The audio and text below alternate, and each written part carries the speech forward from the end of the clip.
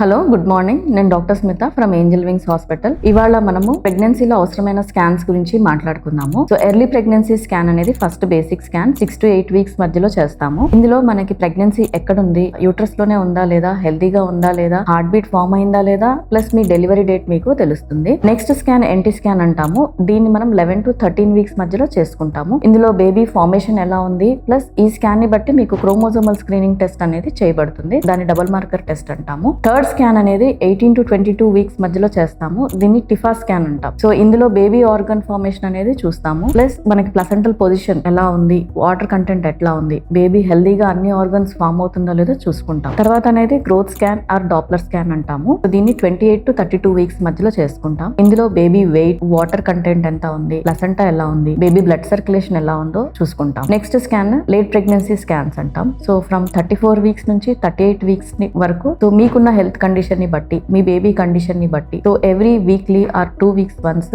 మీ doctor గారు మీకు scans చేయిస్తూ ఉంటారు. ఇందులో బేబీ వెయిట్ ఎట్లా గ్రో అవుతుంది, బేబీ వాటర్ ఎంత ఉంది, ప్లసెంటా ఎలా ఉంది, ప్లస్ బ్లడ్ సర్క్యులేషన్ ఎలా ఉందో చూసుకుంటాము. దీన్ని బట్టి మనకి డెలివరీ డేట్, ఎప్పుడు డెలివరీ చేయాలనేది మీ డాక్టర్ మీకు ప్లాన్ చెప్తారు. Thank you.